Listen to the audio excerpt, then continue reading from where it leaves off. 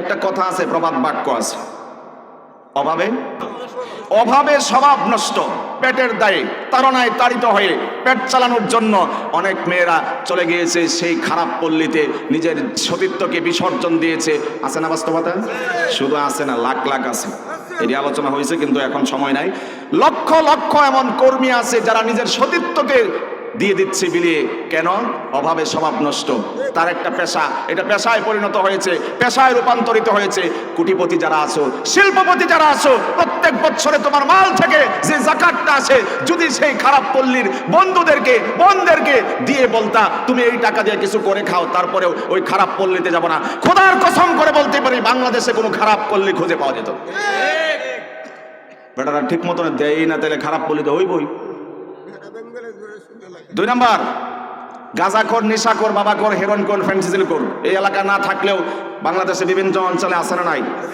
ওরাও অভাবে স্বভাব নষ্ট, বেকার ছিল, গাঞ্জার পাল্লায় পড়ছে, মদের পাল্লায় পড়ছে, ইত্যাদি ইত্যাদি। ওই শিল্পপতিরা, কোটিপতিরা যাকাত যেগুলো আসে, যদি সেই মদখোরকে, সেই বাবাখোরকে, ইয়াবাখোরকে, হেরোইনখোরকে, ফেন্সিডিলখোরকে যদি যাকাতের টাকাটা দিয়ে বলতো আমার এই বছর এই কয় লাখ টাকা আসছে বাজান, আর নেশাগ্রস্ত হবে না, নেশার খাবা না, মাদক আর সেবন করবা না, জুয়ার খেলবা না, দরকার নাই, এই কয় লক্ষ টাকা দিয়ে একটা অটো কেনো, অটো কিনা জীবন চালাও।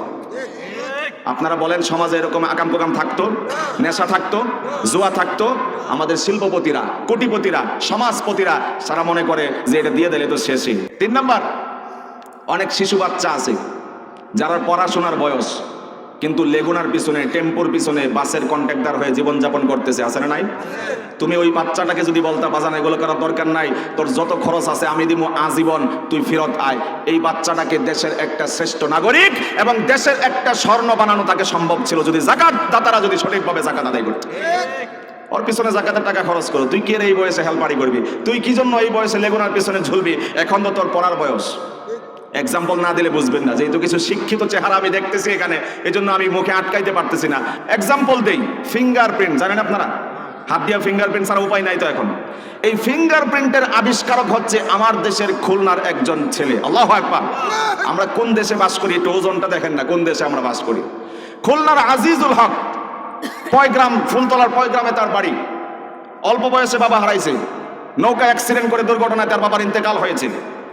আজিজুল হক ছিল খুলনার, একটু খাওয়ান্না লোক ছিল, খাওয়ান দাওয়ান ভালো পছন্দ করতো।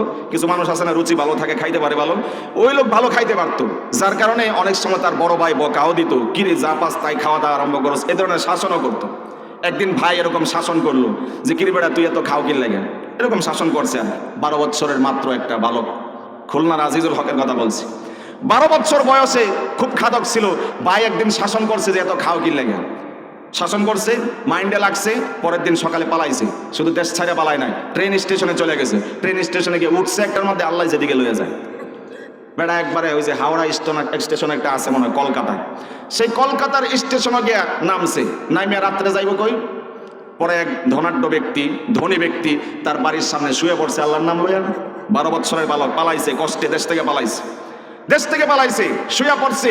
সকালবেলা সে বস বের হয়েছে বাড়ি থেকে, বাড়িওয়ালা বের হয়েছে, তার নেক নজর পড়লো, আমি তোকে পড়াশোনা করাতে চাই, করবা? হ্যাঁ করব।